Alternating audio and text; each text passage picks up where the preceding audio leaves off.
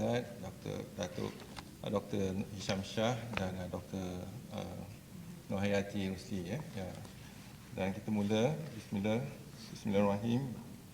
Kementerian Kesihatan Malaysia ingin memaklumkan bahawa terdapat 61 kes yang telah pulih dan dibenarkan discharge pada hari ini. Dan ini menjadikan jumlah kumulatif kes yang telah pulih sepenuhnya daripada jangkitan COVID-19 dan telah discharge daripada ward adalah sebanyak 320 kes, iaitu dengan kadar pemulihan ataupun kadar discharge sehingga 28 Mac 2020 jam 12.30 hari terdapat 159 kes baru yang telah dilaporkan. Ini menjadikan jumlah kes positif COVID-19 di Malaysia adalah sebanyak 2,320 kes. Sehingga kini seramai 73 kes positif COVID sedang dirawat di unit rawatan rapi ICU. Daripada jumlah tersebut, 54 kes memerlukan bantuan pernafasan. Duka cita dimaklumkan bahawa sehingga kini terdapat pertambahan 1 kes kematian baru berkaitan dengan COVID-19 yang telah dilaporkan ke Crisis Preparedness and Response Center Kebangsaan. Justru jumlah kumulatif kes kematian COVID-19 di Malaysia adalah sebanyak 27 kes dengan kadar kematian 1.1%. Kes kematian ke-27 iaitu kes 2162 merupakan lelaki warga negara Malaysia berumur 61 tahun. Beliau mempunyai latar belakang penyakit kencing manis dan darah tinggi. Beliau dirawat di Hospital Tangkak pada 24 Mac 2020 dan kemudian dipindahkan ke Hospital Pakar Sultanah Fatimah Muar pada 25 Mac 2020. Beliau disahkan meninggal dunia pada 28 Mac 2020 jam 10.50 pagi. Kementerian Kesihatan Malaysia mengucapkan takziah kepada ahli keluarganya. Perintah kawalan pergerakan telah dilaksanakan mulai 18 Mac 2020 dan kini dilanjutkan sehingga 14 April 2020. Perintah ini di antara lain meliputi sekatan menyeluruh semua perjalanan rakyat Malaysia ke luar negara dan mereka yang baru pulang dari luar negara. Bagi mereka yang baru pulang dari luar negara, mereka dikendaki untuk menjalani pemeriksaan kesihatan dan melakukan kuarantin secara sukarela iaitu self-quarantine selama 14 hari. Sejumlah kes COVID-19 melibatkan rakyat Malaysia yang baru pulang dari luar negara telah direkodkan semenjak kebelakangan ini. Oleh itu, Kementerian Kesihatan Malaysia memandang serius kepatuhan rakyat Malaysia dalam mengikuti nasihat yang telah dikeluarkan. Setiap lapisan masyarakat perlu memainkan peranan masing-masing secara bertanggungjawab. Pematuhan pada ketetapan ini adalah amat penting bagi mengelakkan dari berlakunya penularan jangkitan yang meluas dalam masyarakat ini. Kementerian Kesihatan Malaysia sangat menghargai keprihatinan rakyat Malaysia dan pelbagai peringkat yang ingin menyumbang sumbangan atau derma bagi membantu kami menangani pandemik COVID-19 dengan sebaik mungkin. Sumbangan yang diterima setakat ini tidak terhad kepada bantuan kewangan tetapi juga melibatkan alat-alat kelengkapan perubatan, barangan keperluan di peringkat makmal dan bahan pakai buang serta keperluan perubatan lain yang berkaitan dengan kegunaan di fasilitis Kementerian Kesihatan Malaysia. Kementerian Kesihatan Malaysia mengucapkan jutaan terima kasih kepada semua penderma-penderma yang prihatin. Dan saya ucapkan juga terima kasih kepada semua yang telah memainkan peranan yang penting membantu Kementerian Kesihatan memberikan perkhidmatan yang terbaik kepada pesakit-pesakit kita. Sekian, terima kasih. Kalau ada apa-apa soalan.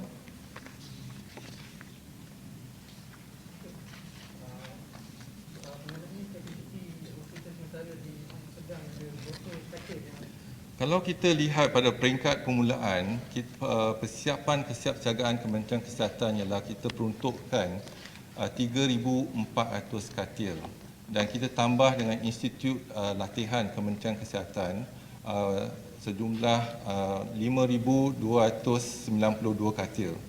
Jadi dengan kegunaan persiapan katil kita rasa memadai, tetapi kata orang, we prepare for the worst.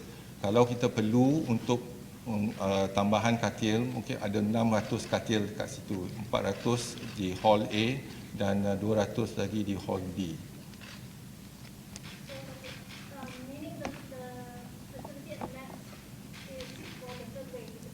It's a preparation. Let us prepare for the worst and hopefully and hope for the best.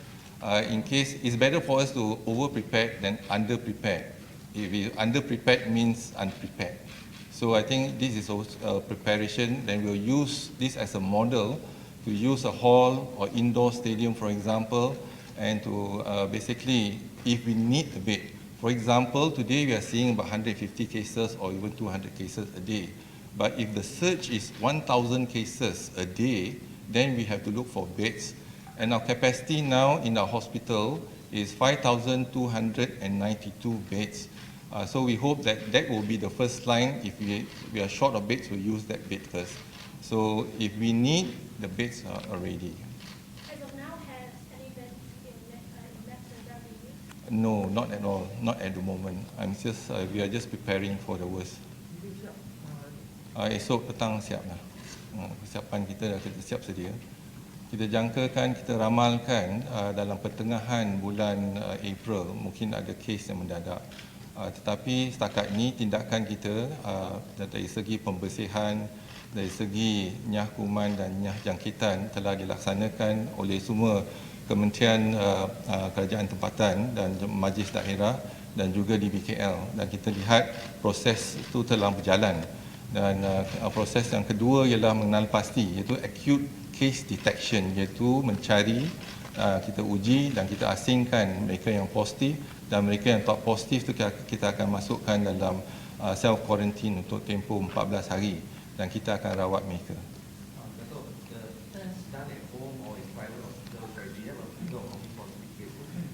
We do not have, but I think the 5 labs are doing it. So I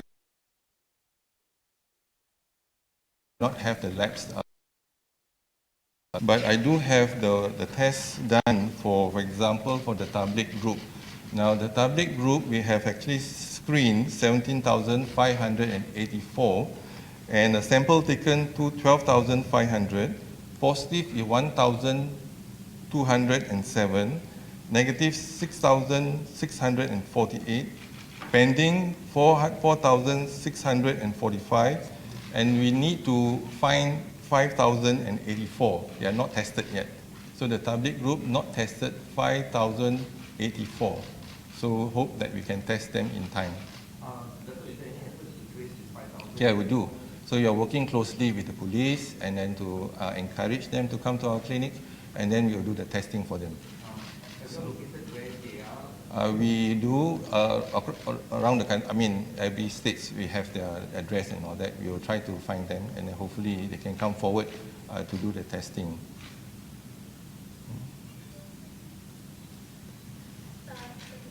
Just about the enhanced MCO, has the ministry identified any other places that possibly need to be put under? So Ministry of Health, we have announced in terms of the hotspot area. So I think you all can refer to the hotspot area.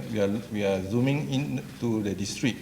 The reason we implemented at Simpang Renggam is basically there's a surge of cases for the last 2 days, 87 cases, and at the two kampung, Simpang Renggam, we have 74 cases within 2 days now.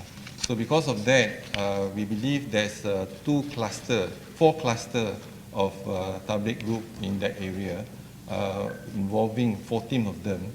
And by doing so, we are trying not to allow anyone to come out from that area, and also those who want to go into that area. So we hope that we can do up the cleanup as soon as possible and break the chain of virus transmission in that kampung, the two kampungs. Moving forward, any of the hotspot areas are next under MCO? We are watching, observing, monitoring very closely in all the hotspot area. In case there's a surge of cases in the district or in the kampung, then the action will be taken. And this is not only from the Ministry of Health, this is actually a collective decision being made, a cohesive action plan within, together with the RELA, police, and KPTK, what do you call that, KKM, right? That's our action plan. There were reports about a suicide of COVID patients in Sidang Hospital. It's not a COVID patient. No, test is negative, so it's not COVID patient. So it's a suicide. Yes, there's a report of suicide, but not a COVID patient. Yeah, I mean, we did the test for all. Now, siapa yang masuk ke ICU, memang kita sekarang ni kita akan ambil test untuk COVID. Jadi mungkin ada penyakit lain, ada cross infection dan sebagainya. Jadi yang ni dia tak ada test dia negatif. Ya. Jadi bukan COVID punya patient. Memang ada suicide, tapi tak ada COVID punya patient. Just wondering, how is the ministry and the government preparing for Ramadan and also as a Hari Raya? So we are observing closely the action plan, and now we have a mapping of all the a zone of infection, the hotspot area. Not only we are protecting, trying to bring down the cases in the hotspot area, we are also looking to the green area whereby there's no cases of COVID. So if there's no cases there, and we also need to protect and then identify the people, for example, the high-risk group coming into the kampung, they might be the one carrying the infection into the kampung. So we learned from yesterday's, we have teleconferencing with WHO, and we shared experience from, from other countries as well. So during the discussion, and China did the same. For example, they locked down the 3 provinces like Hubei, Jiangsu, and Zhejiang, but they protected Beijing. So they have initiative to protect Beijing. Using the same concept now, high hotspot area, we will enhance the MCO, but the green area we need to protect. Likewise, at home, we also need to protect the elderly because they are at risk of infection. If they get infection, they deteriorate faster than the younger age group. So those who are having, those who are diagnosed with NCD, as well as other illness, they have other illness, then we need to take care of them and make sure that they are protected. So these are some of the initiatives that we have taken. But more importantly is once we lock down, our team will go to do tests for acute case detection, home to home, and then make sure that whether there's any of the people that in the kampung have a fever, etc., or suspicious, for example, in a high-risk group, then we will do the test for them. So, what will happen coming after Ramadan and Raya? What does it mean? So it's a bit early for us to say, but if we were to prediction from JP Morgan is in mid-April that probably will have the peak in mid-April of 6,300 cases. If you look into the Malaysian Institute of Economic Research, their prediction is much higher, 8,900 cases. But it all depends on us and the public now. If we all can work together as one and look into the message, everyone have a role to play, as I said.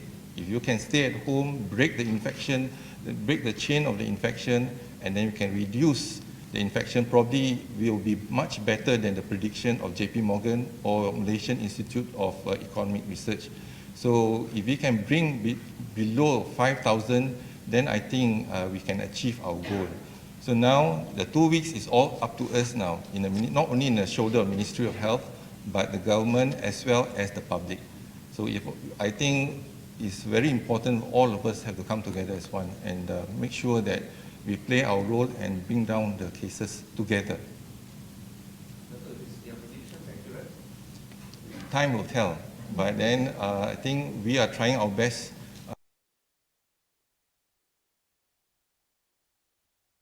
can deliver and bring down the cases and perhaps prove that this prediction is not right. Right. Untuk pasal pemakaian mask, ada cakap tadi make tak selaras. Dan IGN cakap kena pakai tak selaras. Kalau kita ikut pertubuhan kesihatan sedunia yang kita dah wawarkan, kalau pakai mask, kalau kita ada gejala kita pakai mask. Kalau untuk healthcare workers ataupun yang mereka yang berjumpa ramai orang, mungkin kena pakai mask. Healthcare workers kita kena pakai mask N95. Dan juga kalau kita bekerja dalam ward ataupun makmal, kita kena pakai kelengkapan PPE. Contohnya because kalau kita buat procedure, ada kalanya ataupun droplets ni boleh jadi aerosol, jadi kita dijangkiti. Jadi pakaian kita penting. Jadi kalau di luar, kalau kita ada amalkan penjarakan itu memadai. Tetapi ramai yang nak pakai, yang tu kita tak boleh kata apalah, tapi kalau nak pakai. Tapi kita punya nasihat daripada WHO dan Kementerian Kesihatan, tak semestinya kita pakai mask dalam keadaan biasa. Last question. Sorry, Doctor, there are still fears that the virus can last long time on surfaces. Yeah, from the records or even reports that we heard, the virus can last until maximum of 9 days. 9 days, in perhaps a cool environment.